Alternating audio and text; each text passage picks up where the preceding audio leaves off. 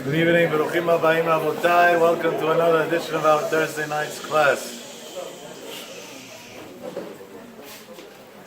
Tonight, the shiur is being given L'ilui Nishmat, my aunt who passed away 2 days ago, Miriam Bat Rachel, Alei Shalom.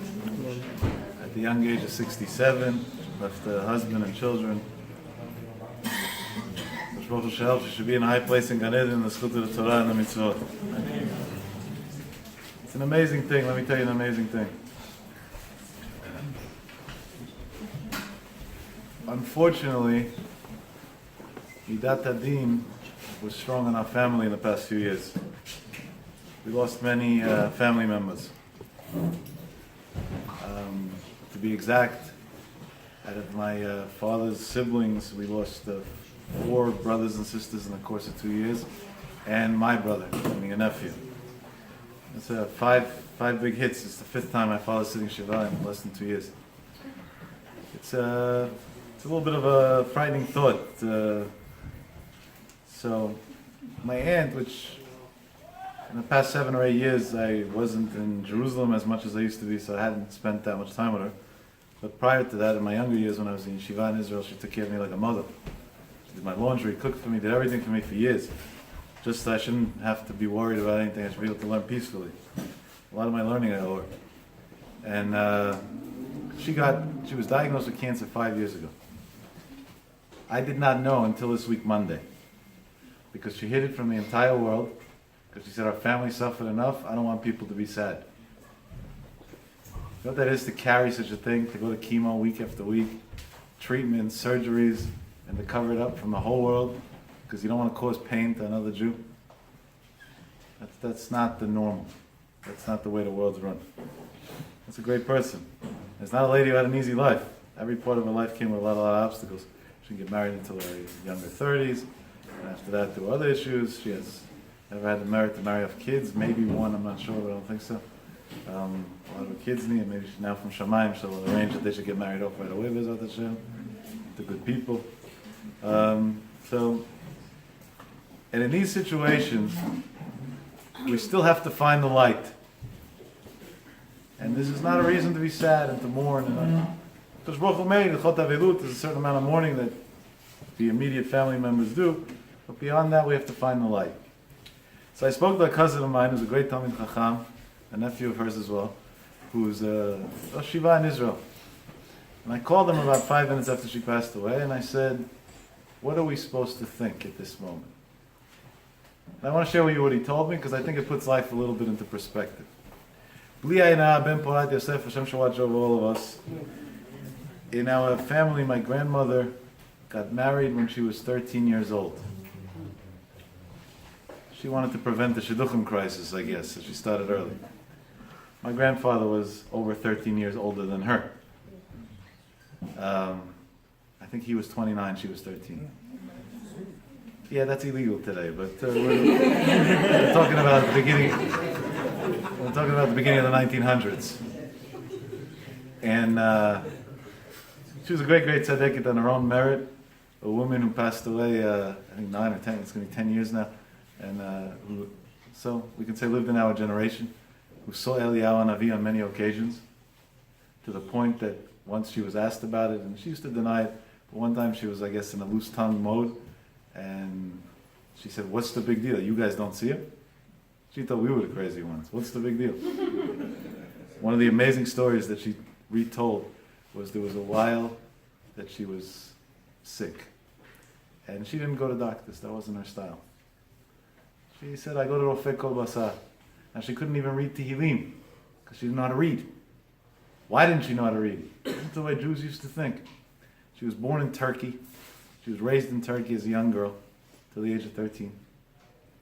And the first secular Zionistic newspaper came out in Hebrew and was being published in Turkey as well. And her father didn't want her to have the test to read not kosher hashkafot.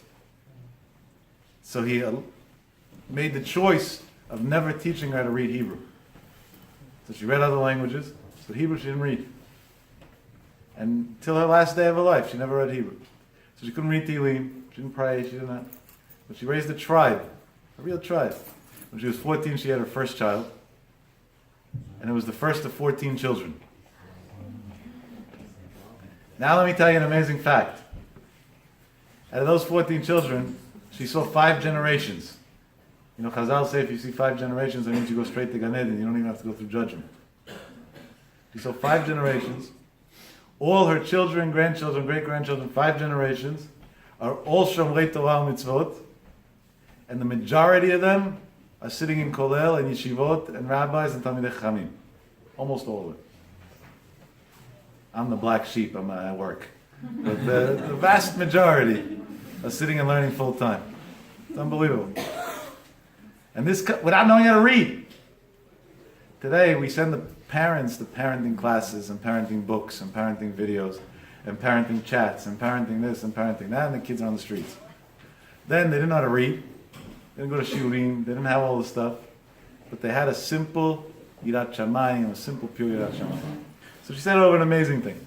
She said one day she wasn't well, and it wasn't getting better. She said normally she wasn't well. She would go to her husband, give me a blessing. He would bless her. My grandfather was a great Kabbalist still in the days before he came to Israel and Syria. And it worked. So that time, it didn't work. So she tells me with her naiveness that after a few days that I still wasn't feeling well, I got angry at him. What did couples used to fight about? Today the wife fights with her husband why her credit card's not unlimited. That's the fight more or less, right? Or why she didn't get an upgrade of her diamond. This was a different fight. She says, you gave me a beracha, it has to work. Didn't work, 3-4 days already. So he told her, really, it's a pella that it ever works. Because the Gemara says, Ein chavush matir atzmo min beit ha'asurim. You could help the whole world, you could bless everybody, but you can't do anything for yourself, for your own. Hashem took away the power, tzaddikim, to help their own. Because otherwise the world wouldn't be fair. People would say, big deal, you're shomer Torah mitzvot. You grew up in such a home. I grew up differently. I didn't have this. So that's why I'm not like that. So Hashem purposely took away the power at tzaddikim to influence their own in many ways, especially in blessings and in other things, but even in chinuch sometimes. Just so it should be a balanced playing field, so nobody should ever be able to say that. Everybody has an equal opportunity. Just the opposite. People who grow up in homes that are not so when it comes to Torah and mitzvot actually have it a lot easier later on to get close to Hashem. A lot easier. A proof to that, what's an obvious proof to that? Probably more females than males in this room would guess it. Rivka prayed, Yitzchak prayed. Rivka's prayer was not answered. Yitzchak's prayer was answered. Why? Because they know Domet Filato Shel Tzadik Ben Tzadik, a righteous person who his father is righteous, his prayer gets answered quicker than a person whose parents aren't righteous.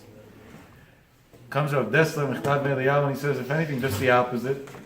Somebody who grew up in a non-righteous environment and became righteous on their own as a self-made person, their prayer should be answered so much earlier. So Rav Dessler says, no, we got it all wrong. Somebody who's raised in a frum home, he takes Judaism for granted. For him to throw it away is very quick. Somebody who was raised without it and then saw the light, to them it's an addiction. You ever saw people who become from the extreme that they go to? Baalei Tshuva in general are extremists. You want to hear something amazing? Many, many years ago, I spoke at a seminar. I know I wasn't qualified in any way, shape, or form, not even in age. I was all of 15 years old. But my father had a long seminar, and he spoke for a bunch of days straight, and he was tired. He says, get up there, say something. I said, oh my God, I'm 15 years old. He said, say anything. I don't know, what are you learning in yeshiva? Tell him something. So I got up there, and I was exactly learning at that point in my life, Hilchot Netilat Yadayim. That's what I was learning in yeshiva. So I spoke about the idea, the concept of Netilat Yadayim, the different types. Some is for Yadayim Nekiyot, Al Pi Halacha for clean hands. Others is for Tumah and Tahara. That's it. These are non-religious people in the room. They cared about Netilat Yadayim like, I don't know, maybe I care about astronomy. Probably less. But whatever it was, that's what I knew. That's what I said. The interesting thing is, I guess they were fascinated by some young kid getting up there. Must have been cute to them or something. So they listened. A couple of weeks later, my parents invited one of the people that attended this seminar to the house. Israeli guy. And it comes Friday night, and we make Kiddush, and then we're going to the kitchen to do Netilat Yadayim. before the bread. And this guy learned Hilchot Netilat Yadayim, but I guess his teacher didn't do such a good job that day. I quoted in Hebrew, they were all Israelis. So in Halakha it says, you got to wash until the Perek Shebazroa. He understood the Perek Shebazroa to mean your elbow. He rolled up his sleeves, and he started complaining to my mother, the cup is too small, you don't got something bigger? And he was taking a shower in the kitchen sink on Friday night before. So after Hamotzi, I couldn't. I said, what is this? There's some new chumrah I never heard of. Even Rav Shach doesn't do this. So he said, what do you mean? You taught it to me. Adazra! And he said, really, he thinks that the Zra means from here. But he thought in the house that the shirt all the way up that already. He didn't think it was appropriate. He said he was surprised that nobody else keeps the halacha. Where does this come from? He didn't grow up with it. So when he finally saw that there's a God in the world and there's a reason to live, he was so excited, went to the extreme. I remember the same guy, we used to go with him sometimes to the synagogue, said, Muncie, if you wanted to pray after a certain time, today it's not like that anymore. So you had to go to a shtibel. There were two little shtibels, one was called Satma, one was called Visions. They had minyanim all the time. Hasidim. Minyan factory, one after another. So on Mondays and Thursdays, it's Kriyat Torah. Poor guy, Chazid, Israeli, Sephardic, Baal Tshuva, didn't understand one word what's going on there. He said it all sounds the same. Ayu, oy, oy, oy, oy. One week he came back from Israel. It was Monday morning. We picked him up from the airport. He came. We took him to the shtibel. And he had to make agomel. Now, Pi Halacha, you don't have to get an aliyah to make agomel. But if you could, why not? Tosfot brings down to make one mitzvah near another. It's a nice thing. So I bought him an aliyah. He went up to the Torah. Aliyah he knew from his bar mitzvah. He did a good job. Everything was... Now, after a person gets an aliyah, by the Hasidim, eta yeshkoyach. He didn't know what that means. So he thought they're asking him, yesh koach, do you have strength? So he was walking around there like this. Yeah, yesh koach! Everything's fine! We got it, yesh koach, we got plenty of strength. This is the tzaddikim that saw the light. But now we got another guy sitting in yeshiva. And after a while he gets burnt out. For him to leave, to slip through the cracks is very, very easy. It's 1 second. Because he's used to it. He takes it for granted. The big deals I missed. Now what? Big deal. Lo aleinu, it's embarrassing to admit to this, but if you see somebody telling somebody else in shul not to talk, normally you became religious in the past few weeks. And as the time goes by, that fades away. It's unfortunate, but it's true. Again, because it's fresh. Comes Rav Dessler and says, if God grew up in a house of criminals, for her to see the light and to do the right thing, it's a no-brainer. So Hashem doesn't appreciate that so much. That's not that big of a deal. Yitzchak grew up by Avraham Avinu. For him to stick to it, that's the big deal. For him to say, I want to be like my father, I don't want to change, not to take it for granted, that's already a big deal. Let's go back down 3,300 years to grandma. So, when the blessing wasn't working, my grandfather told her, I can't get you out. I don't have that power. So he said, so what should I do? I should be sick? This is the way she was. So what should I do? I should be sick? He said, Chas v'shalom, you shouldn't be sick. He said, well, he said, I'll send you somebody to get you better. I'll send you somebody. So she told him, I don't like doctors. Don't send me a doctor. I don't like doctors. He said, no, I'll send you somebody else. Fine. She said she was home that evening. He was in the kollel, my grandfather learning. And there was a knock on the door. She opens up the door. Poor man. He says, I didn't really eat today and that. I'm hungry. Maybe you can give me something to eat. Let me in, feed me some supper. My grandma was home alone. She was scared. Chot yichud, you're not allowed to let him in. She said, I'm very sorry. My husband's not home now. I can't let you into the house. Come back in a little while. I'll let you into the house. He comes home normally, whatever time. I think it's 8 o'clock. Come home 8 o'clock. You'll have supper with us. Everything will feed you, take care of you. Everything you need, you'll have. The guy nodded and left. Didn't say anything. My grandfather in the process comes home. And she tells him, I have a little bit mixed feelings. Poor man came. He looked really poor. He didn't have anything to eat and that. But I didn't let him in. Because I wasn't sure. You're not allowed to let him into the house. And my grandfather tells, tell me exactly what he looked like. So he tells her. So he says, I sent him here. He said, what do you mean you sent him? You sent him when you're not home? What is that? He said, no, it wasn't a man. That was Eliyahu Navi. He came to take care of your problem. I sent it to you. So she said, I didn't know. So he says, now what? He said, I'm going to go back to learn. Hopefully I'll be able to send them again. So to send them once is easy. To send them twice already, that's not so easy anymore. Sure enough, came back. This time she let him into the house. He didn't want to eat anything anymore. I guess, by now the secret was revealed. And this is the way she describes it. She says, suddenly, around her, it became like one big body of water. In the middle of the house. She panicked. He said, don't worry, this is going to heal you. A few seconds later, the water disappeared, the man disappeared, and she was healthy from 60 years straight after that. Unbelievable. And after that, she admitted that she already knew what he looks like, so she saw him a lot of we used to ask about his seder a lot of times. You saw Eliyahu Navi? She said, if you didn't see him, I don't have to answer you. That was always her answer. If you didn't see him, I don't have to answer you. These people live in this generation. The tmimut of a Jew, unbelievable. Unbelievable. What's the most amazing thing? And this is what has to do with what we want to continue talking about tonight. To upset my grandmother was impossible. She was the calmest person in the world. You know, there's that 14 kids and grandchildren, great-grandchildren. Always be calm, always with a smile, no matter what. There were only two ways you could upset her. If she felt, God forbid, you didn't eat enough. That was a little bit dangerous. Then you got into dangerous territory. She was very into feeding, especially the boys. They had to eat and eat and eat and eat and eat. And she had strength to learn. That was a big thing. To eat, you have strength to learn. She had proofs from Chazal, from this, that. When you eat, you have strength to learn. Fine. That was one thing. Then there was another thing. If, God forbid, anybody in the house ever said a bad word about a Jew, you weren't welcome anymore. It doesn't make a difference who. It could be her son or grandson or a stranger. It's all the same. She didn't discriminate. Everybody was equal to her. She used to scream on the top of, like, shriek. Ben Shel HaKadosh Baruch Hu, a child of Hashem. How can you talk like that? Now in Israel, a lot of times, especially with the political figures and other figures that sometimes not always do things that are understood, to put it mildly, it's very easy to say, Rasha, this, that. She would never tolerate it, no matter what. There was no such thing. And she once explained an interesting thing. I don't know where she got this from, because I learned really, but I guess it was an instinct. She said, if somebody was able to stoop so low, that means his neshama is so high. Because zeh liumat zeh asai Elokim. The Baruch Hu makes the power of purity and the power of impurity equal.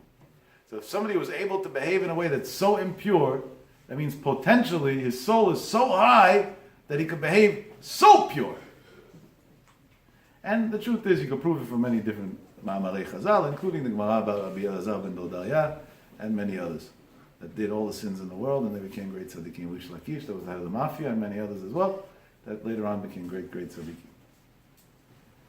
So now listen to what the Chafetz Chaim writes. And the Chafetz Chaim writes this l'alacha. There's not a chumrah. Today we're a generation, we're into chumrot. We look for this, be machmir on this, machmir. I'm talking to you before chumrot. First let's keep halacha, then we'll look for extras. Let's start with the minimum. Chafetz Chaim writes in Chovat HaShmirah, in the 6th chapter in Ha'ara, halacha. He says that a person prays. Now there's a little bit of a difference in the wording, but the concept is the same between Ashkenaz and Sephardic Jewry on the high holidays. Avinu Malkeinu, kalei kol tzar umastin me'aleinu. We ask Hashem to take away any tzar, anything bad, evil, and mastin is the Satan, from away from us. And then we say another thing. Avinu Malkeinu, stom piyot mastinenu umkatregenu. Seems a little bit repetitious. All right. If you already wiped out kol tzar v'mastin, kalei. Kalei means to wipe out. Kalei kol tzar. You already wiped out all the tzar and mastin that you have. So what's stone? Why are you shutting them up? They're gone. They're dead. They're over. Doesn't make sense. So something doesn't sound right. Now the truth is, the Sephardic Jewry, because of that, we don't say the second one. But we have a different thing in Slichot. That's the same idea. Chaton pe Satan ba'ali yastin aleinu. Keep the Satan quiet, and he shouldn't be able to say anything bad about us. Ze'om bo v'idom. Yell at him, and he should be quiet. What do you mean? If you already shut his mouth, so what's did he yell at him for? He's quiet. Imagine you tell somebody, you walk on, you come to your house, you tell your roommate, listen, do me a favor. Today I have a migraine. I can't deal with your football game on. I'm blaring loud. Put on headphones. And your roommate accommodates. Takes a pair of headphones, connects it to the box, and it's quiet in the house. 3 minutes later, you come out of your room, your head's still pounding, you start screaming, what do you have football on for? What do you mean? You just asked me not to. You can't hear it. I'm with noise cancellation headphones.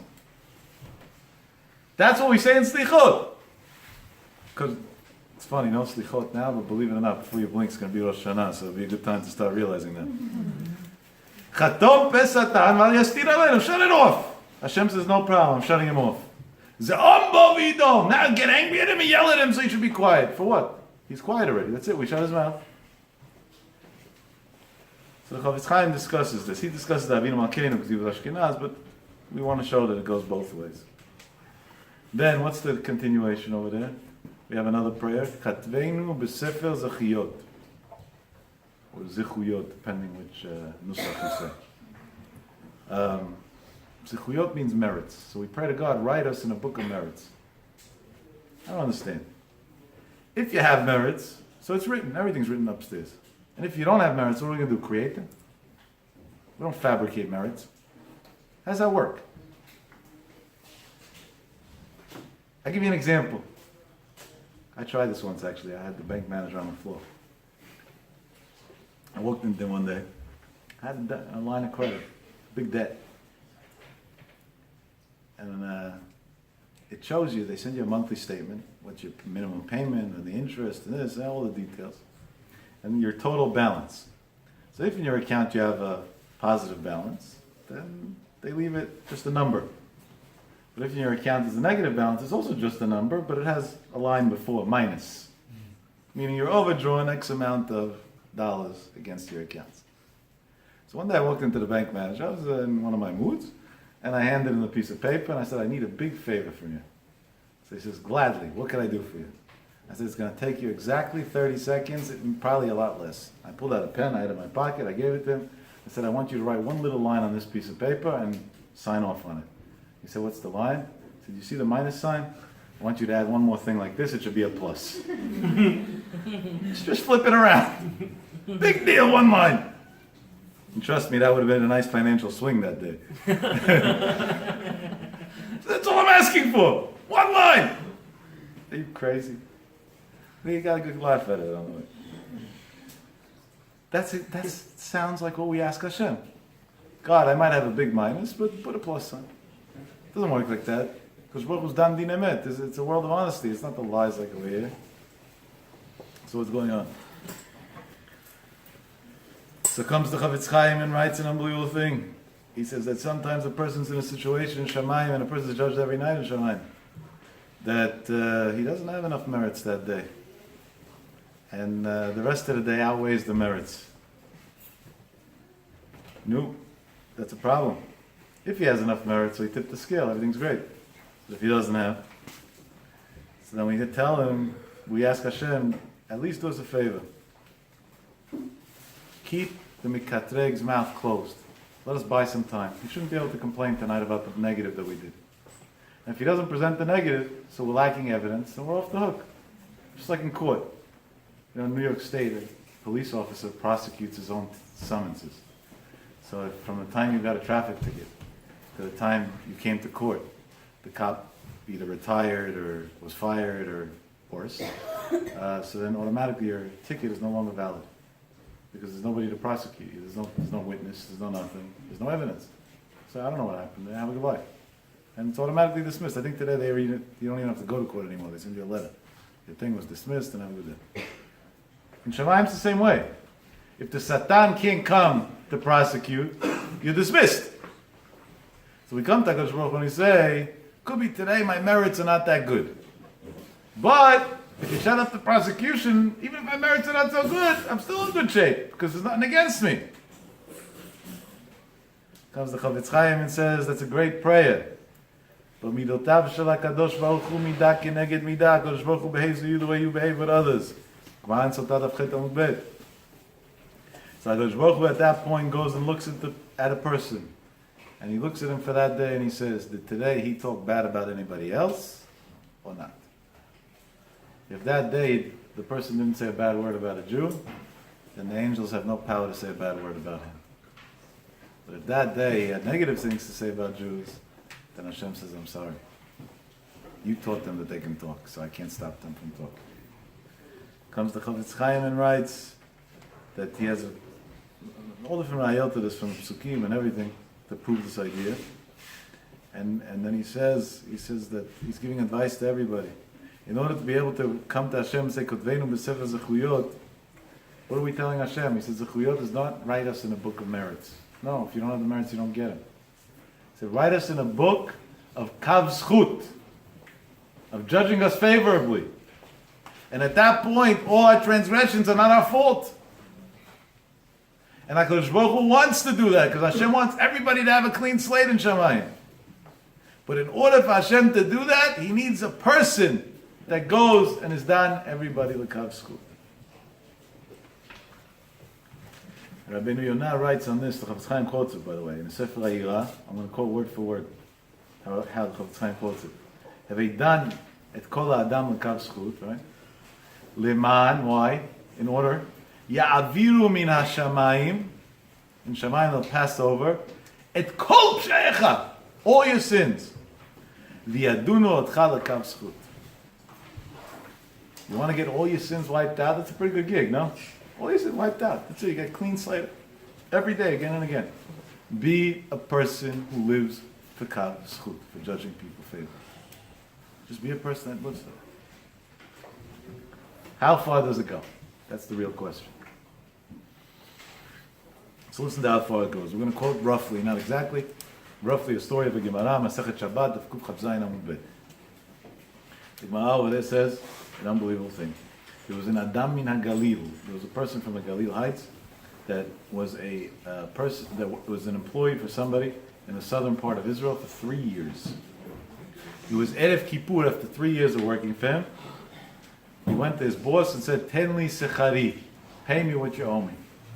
Today, if you don't get paid weekly or bi-weekly, whatever, you call already the labor commission. This guy worked 3 years, didn't get paid. But after 3 years, he was going, that's it, his job was over, he's going home, he got to get paid before he goes home. Tenli sechari, pay me. But not just pay me. You know why I need the money now? I want to go back home. 3 years I wasn't home. And I want to come home with food for my wife and my kids.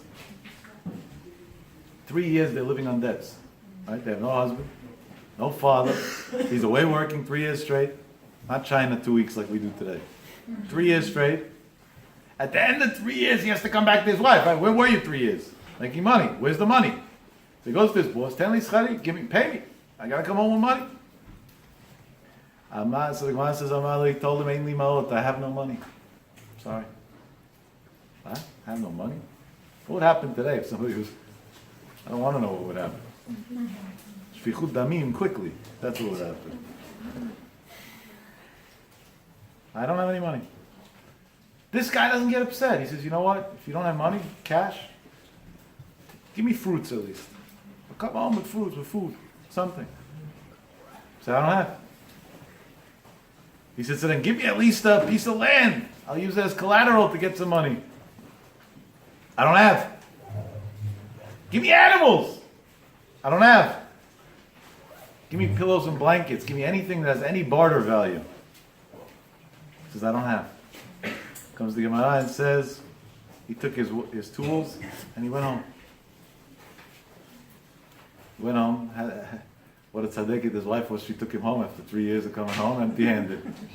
Where were you? I was working. Where's the money? Gone. What do you mean gone? Never got paid. You what? 3 years? You didn't think of getting paid along the way, making sure you get it? No, I didn't.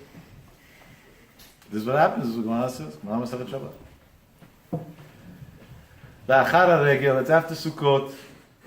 The person who employed him took all the money he owed him and took with him 3 donkeys filled, one of food, one of drinks, and one of all the types of sweets.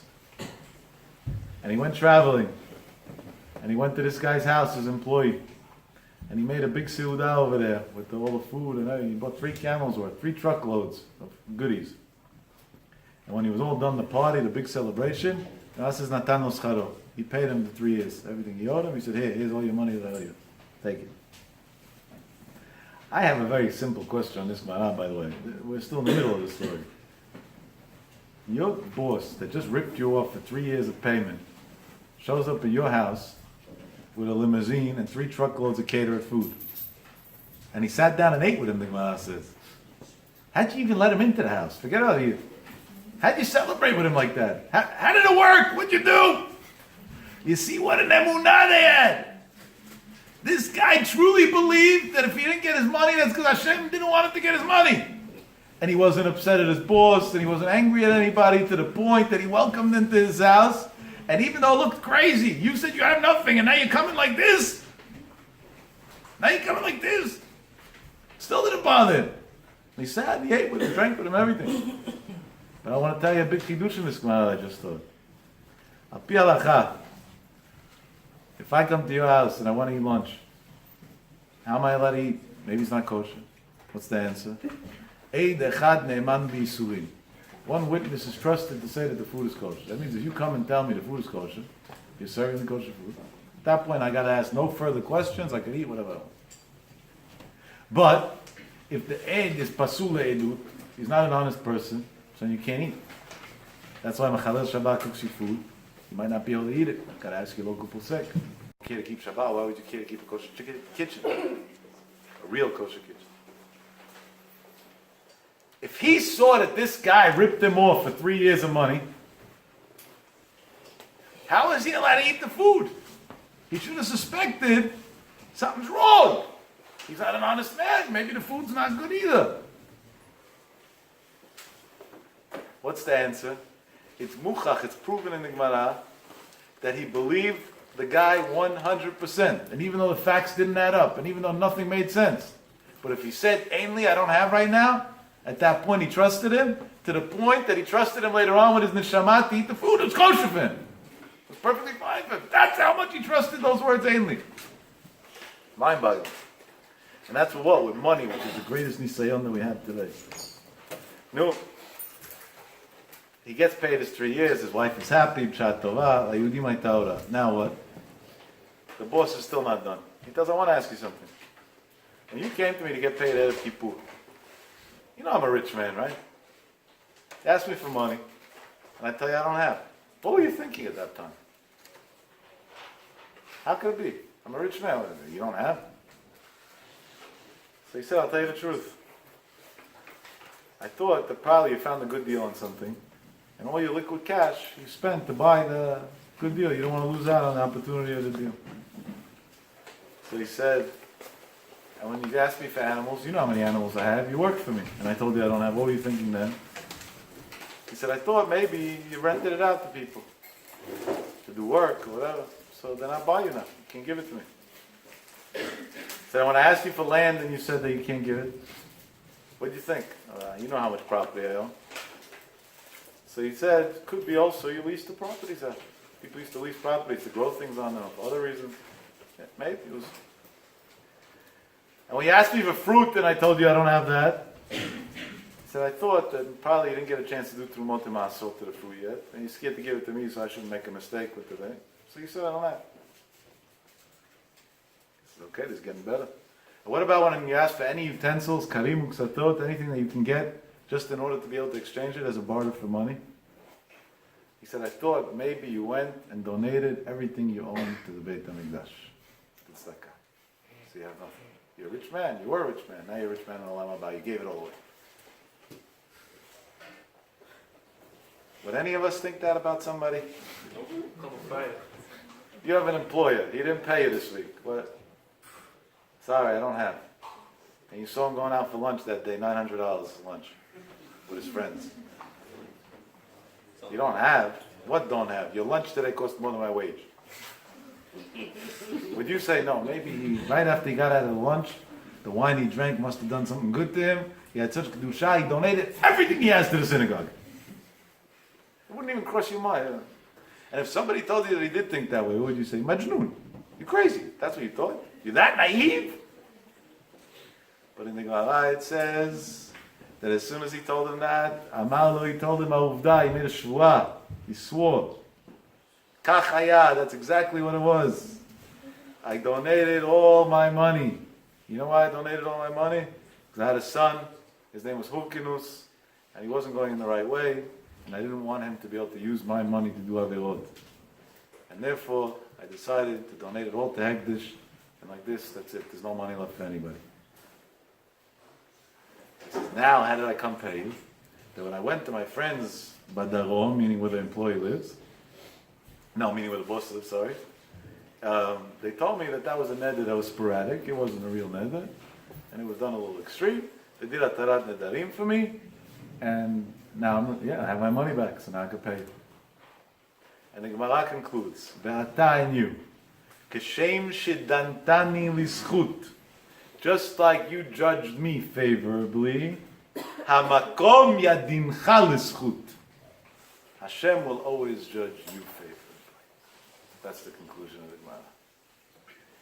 If a person goes so far-fetched to judge somebody else favorably, that even if you have Averot, you have to go so far-fetched to wipe him out, Hashem will go to such an extreme, midah keneged midah, that there should never be a sin. They'll figure out ways and things and stories, and even in the heavenly courts, which is din emet, where the truth is 100% transparent. So that means, when you give somebody the benefit of the doubt, you did not do them a favor. You did yourself the biggest favor that exists.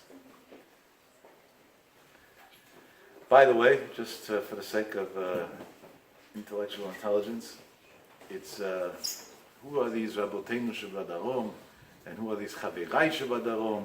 There's a lot of Gemarot like that. Eruvin Samechet, I think, and Yevamot Samechet, and many other Gemarot like that. Sotah Chafei probably, and Sanhedrin Pechet, and many more. Who are these people in the story? So in the Shiutut of Rav Achai, in Shmot Mem, it says, you want to know who this worker was? Who was this employee? Rabbi Akiva. Now it's going to be like Ba'om in 2 weeks. The Rebbe of Rabbi Shimon Bar Yochai, Rabbi Akiva, that was the employee. And who was the Balabait? Rabbi Elazar ben Hukinus. We're talking about the greatest of the greatest rabbis. Comes the Rambam and writes, in Pirush HaMishnayot and Avot, in Perek Aleph Mishnah Vav, that if there's a person that's b'cheskat tzaddik, in general he's a righteous person, you have to be danim l'kav zchut, afilu b'docha gadol, even with the great extreme, just like it says over here in the Gemara. And even be'efsharut rechoka, the most far-fetched thought, just to give him the benefit of the doubt. Unbelievable. But the Maaseh Chavetz Chaim says this is not only said about a tzaddik gamur, it's said about everybody. And a person is obligated to judge each and every Jew this way. Each and every Jew this. Unbelievable. Keshem shedantani, just like you judged me, l'kav zchut, for the favor, that's kach, the same way. And tonight we explained, kach is literal, exactly the same way. Hashem first goes and looks the way you judge people, and then judges. We are in a very judgmental society. Very, very judgmental society. We have a title and a label and a stigma or something or the other for everybody. And I'm not talking about in the outside circles. I'm talking about by us, in Kotlei Beit HaMidrash. There's a BT and an FFB and you know all these titles? From birth, Baal Tshuva, Ashkenaz, Sephardic, and within the Sephardic communities, you know, there are towns in this area. It depends what side on the block you live, which synagogue you go to. You're from this spot, you're from that. Yeah. Baruch was crying. What's going on out there? We're not like those guys. We're not by us in the Syrian community, the white hatters, the black hatters. This hat, don't wear any hat. Hashem needs your hats at that point. What is this nonsense? He's not my type. He's not. We have a title and a judgment for everybody. Everybody. Let me tell you a very painful story that I heard probably 3 minutes before I got here. Somebody tried to reach me a couple of times this week. This week I wasn't answering phone calls. This week was a week that was dedicated for tefillah, and the zchut to be like many kivot tzadikim in Europe, Baruch Hashem, and to pray for Kahal Kadosh. Hashem should help. We should all have good news, B'ezrat Hashem b'meirah. So I didn't, prayers and phone calls normally don't get not such a good shidduch. It doesn't go together so well. So if we're dedicating a week for tefillah, so we keep the phone off a little bit. But I saw on the missed calls there was the same repetitious number over and over and over and over. So tonight when I saw it again, I said, there's a limit to how mean you could be. Somebody called so many times, it must be very important. So I picked up. And I didn't say hello. I said, good evening, I have 3 minutes. Please talk quickly. That was my hello. And I didn't mean it in a disrespectful way. I meant it in a very serious way. That, this is what I got. And if it's, let's try and fix it in 3 minutes. So a female voice on the other side. On the voice you could hear, life's not so beautiful. I need help getting a get from my husband. My husband doesn't want to give me a get. I said, I'm not in the gitim business, I try to save things that they shouldn't get their get. That's normally my way. So I don't really do this. I think you might have gotten the wrong person. He says, no, I didn't get the wrong person. You know my husband very well. If you'll tell him to give a get, I have a feeling it'll work. I said, okay, for that I need to hear what the story is. I got to hear both sides of the story. They're not separate, together only. Come together. We'll hear both sides of the story. If it makes sense. He says, no, I already have a psak from Beddin and everything, a very respectable Beddin. My friends sit on that Beddin. That there should be a get. And he's just insisting not to give a get. Why? For no reason, because he doesn't want to pay child support. Somebody who doesn't pay child support is a rotzeach, murder. You don't care about your kids. You don't care. The girl once told me she doesn't want to date a certain guy who's divorced because he has a kid and he's paying child support, so there's always going to be an extra bill. I said, if he wasn't paying child support, you shouldn't want to go out with him. Because then he's a lowlife. If he's paying child support, he's paying a lot of child support and has a big bill, Baruch Hashem, that's the guy to go out with. Maybe something went wrong, and now we'll give him a second chance. Opposite extreme. I said, listen, the 3 minutes are up. I don't really have time. We make up a time. We'll talk. And she says, you don't remember me? I said, no, I don't know. Honestly, I don't know. I know your husband because you said his name, but I don't know who you are. So she tells me, 7 years ago, I was in your house with my husband for something, whatever. They came to pick up books, actually. Now, later, when she said, I remember the story. They came to pick up Sfarim that we were. And the conversation came up, something to do with marriage, divorce, the subject. And I went to war with you that there's never a valid reason in the world to have to get divorced. And all these divorced friends of mine, they're just a bunch of spoiled brats.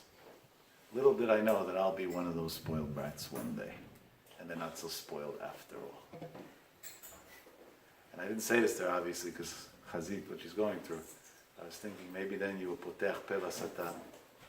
You judged other people. Hashem said, I'm going to help you not have to judge anybody anymore. Because I'll show you what it means. I mean, maybe. I'm not God, I don't know, but maybe. It's not worth it. You have nothing to gain by judging any Jew, even an Ashar Gamur, even the lowest of the low lives. And you have everything to lose. Your life is at stake with this. This is the most important. This comes before Tefillin and before Shabbat. This is the Aleph. This is before. This is the Chetz Chatmal Torah. This is before the entire Torah. And this is the hardest nisayon of our generation. I think it might even be harder than Lashon Hara. Even though the Gaon of Vilna, I think, says otherwise. Therefore, I take that back. Why do I say the Gaon of Vilna says otherwise? I saw in Biur Hagah on Tzafah the Tzniuta, the Gaon writes an interesting thing. Soon it's going to be Matan Torah. Inshallah, we should be Zocher B'ezrat Hashem. Kabbalah the Torah ba'ava, that's the main thing. Accept the Torah with love, otherwise that's not Kabbalah Torah. And Matan Torah, we'll talk about it being close to Shavuot. The whole thing was very, very interesting over there, the whole situation. But prior to Matan Torah, God went to the nations of the world, so they shouldn't be able to later on claim that they were never offered the Bible. And he went to Esav. Esav's people asked, Maktiva, what does it say? They went to Ishmael, Maktiva, and each one gave an answer. One he said, Lo tirtzach, says you can't kill. He said, oh, we live on our sword. We're not interested in this Torah. The other one said this, the other one said that. Each one had an excuse. Came to the Jews, you want the Torah? The Jews said, Na'aseh v'nishma. So the Gaon of Vilna says he wants to know something. Very interesting thing. The Jews never asked Maktivba. What does it say in it? They just said Naaseh v'nishma. What would have happened if Am Yisrael would have asked God Maktivba? What does it say in it? What would have Hashem answered the Jews? Each nation, he answered them what their hardest thing is. And that's why they said, we're not interested. What would he answer the Jews if they would ask Maktivba? This is what the Gaon has, the dilemma. You know what the Gaon of Vilna's conclusion is, and he proves it. And I think he proves it really from a Zohar, because in my understanding it's a Zohar. Hashem would have told him, it says, that you can't talk bad about another Jew. Lashon hara. And the scary words there, it's not so simple that Am Yisrael would have said Naaseh v'nishma. What does that mean? That our hardest nisayon, our greatest test that we have, the greatest test that we have, is judging people favorably and learning to shut up, excuse my language, and not to talk bad about any Jew under any circumstance. And I said last week, I'll say it again, Bli Neder will talk about it again next week. We have many, many more ayot from the Ol Chazal. Sometimes Jews don't make it easy to judge them favorably. Sometimes they even make it very, very hard. So what? By Hashem, this is the most important thing. When your son, it's a newborn baby, and he's crying at 2 o'clock in the morning, and you're dying to sleep, you're after labor, you're after birth, you're 2 days later, Billy, you don't have no rest, and he's crying every hour, every 2 hours. You say, you stupid kid, what did I have you for? You keep me up all night, yeah, bad guy, you have let your mother sleep already. Chas v'shalom, right? Poor baby, oh, probably I ate something not good today. The next day she's hunger striking already. Maybe your stomach's hurting you. Maybe this is hurting you. Maybe that. She's running to the doctor. If it's a new mom, first time, forget about it. The doctor sees her once a week at least. Maybe. I saw a pimple, 1 dot on the bottom of his leg. Maybe this, maybe that, maybe. Why? Because it's your child and you love him. And when you love him, when he cries, when he makes a mess in simple English, what do you say? Something's hurting him, obviously. It's not his fault. It's my fault. By HaKadosh Baruch Hu, we're all his children. And when we make a big mess in this world, you know what he says? Obviously something's hurting them. And our generation, emotional pain, physical pain, and the greatest nisayon of a lot of people today, financial struggle. When a person's under financial stress, he can't think straight, he can't make the right decisions, everything goes wrong at that point. From there it spirals downhill very quickly. And maybe that's why the Rambam writes that the greatest mitzvah in the world a person can do is to help somebody find a good job so they should make a respectable living. Because that's giving him the tools to be able to be a Talmid Chacham and a Ben Torah later on. Because without that, what's left? A person under such stress, he can't think straight. And we don't need a bigger limud zchut in the world than that. Besides the crazy Yetzirah and everything else that's going on. But just that alone. So that means HaKadosh Baruch Hu's kids, kohev lehem, yeah, it hurts. That's all it is. Something's wrong. They're not making a mess, something's hurting, that's it. And the biggest proof, and this is my ending thought, is that exactly those that come to attack the strongest, if they have the zchut and they do change, they become the greatest Talmidei Chachamim and Bnei Torah. I think last week we said Uri Zohar was a great example. Rav Uri Zohar. He was the extreme of the extreme. The things that he did made no sense.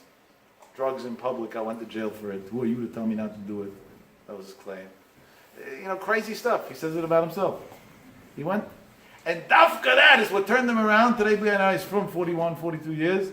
Learned Shas tens of times. Tam Chacham Atzum, Gaon Olam, Kabbalah, Nigla, Nista, anything and everything. If you ever want to get a blessing of a Gadol Ador, go to Uri Zohar, get a blessing. Might sound far-fetched to you, but that's not an exaggeration. Over 100,000 kids are learning Torah every day in a zchut. Halavaya, Amaya. One day I should have such a zchut to be able to say that. It's unreal. Unreal. And I think that's the pshat. When somebody is so extreme that way, so next time you see somebody they want to call a rasha or a bad person, instead of saying that, say, what a potential this person has. What a tzaddik this person could be. Next time you see somebody talking in shul, instead of saying, Shah! And now he's not going to want to come back to shul again in his life, rightfully so. Say, wow, when he's going to start praying, what praise he's going to have. Straight to the Kisei HaKavod. And when he feels that that's what you feel about him, it's just a matter of days and everything is going to turn around. Everything's going to turn around. no Jew in the world that's ever left and that's ever lost. There's no such thing. There is no such thing. It's an unbelievable thing. Because Baruch should help that we should be mashpia tov al yedei halimud zchut. We should be mashpia good in this world through being dan l'kav zchut ha'olam Yisrael. And because Baruch should always be dan us l'kav zchut and be on tikalena tadirim ha'shoresh. And we should see in his short gdolot and smachot gdolot tamid. Amen v'amen.